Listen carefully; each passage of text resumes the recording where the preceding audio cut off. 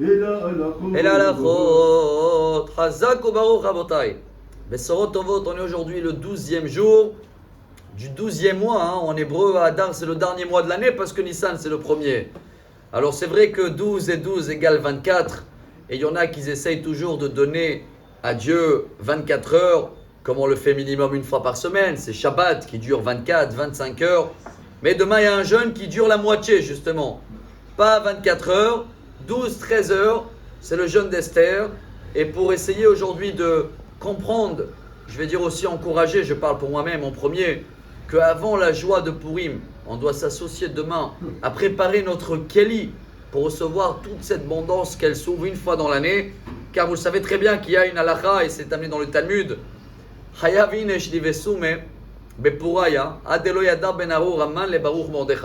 Chacun il doit être bien, je ne sais pas, ça ne se traduit pas saoul, mais il doit arriver pour lui à un niveau où il confond déjà, soit-il maudit Aman et béni Mordechai.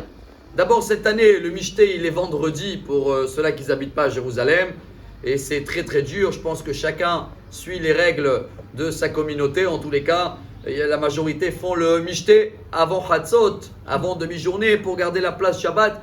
Et tu ne peux pas être saoul à tel point que tu oublies faire la prière et Birkat Amazon, ça ne sert à rien. Quelqu'un qui ne peut pas conduire, il n'a pas le droit de prier, tellement il a bu. Tfilatot Toreva. Si tu ne peux pas conduire, comment tu veux prier devant Dieu? Alors bien sûr qu'il faut chacun connaître son corps, il faut savoir les limites.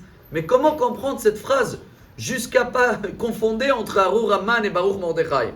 Il y a une très belle réponse qui peut nous aider demain pour faire mieux aussi le jeûne d'Esther. C'est une réponse racidique.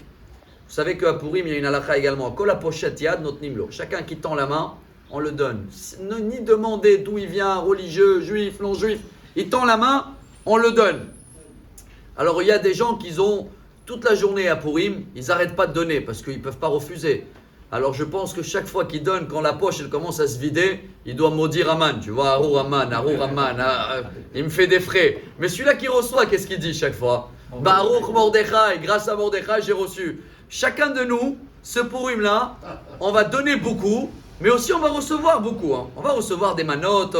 Je ne sais même pas si on sait qu'est-ce qu'on fait plus, ce Purim. Plus on donne ou plus on prend. Donc voilà, sur 24 heures, il y a 12 et 12. 12, il faut donner, 12, il faut prendre. Pour cela, chers amis, pour bien faire les choses, pour bien prendre à Purim, venez, on va essayer de donner demain chacun, qu'il est dans la catégorie des gens qui doivent jeûner. Chacun demande à son rabbin de communauté qui doit jeûner ou pas. Mais chacun qui doit le faire, on le fait avec joie, c'est 12 ou 13 heures. On s'associe pour préparer le Keli. Chacun qui ne doit pas jeûner pour X, Y, Z raison, une femme qui a accouché, quelqu'un qui est malade et tout, c'est pas demain la journée où il va faire barbecue, où il va manger du foie gras. Non, on se limite parce que là, on est en train de donner à Dieu ces 12-13 heures pour après, on va pouvoir recevoir une lumière tellement grande. Vous allez voir et recevoir tellement des beaux messages pour Purim.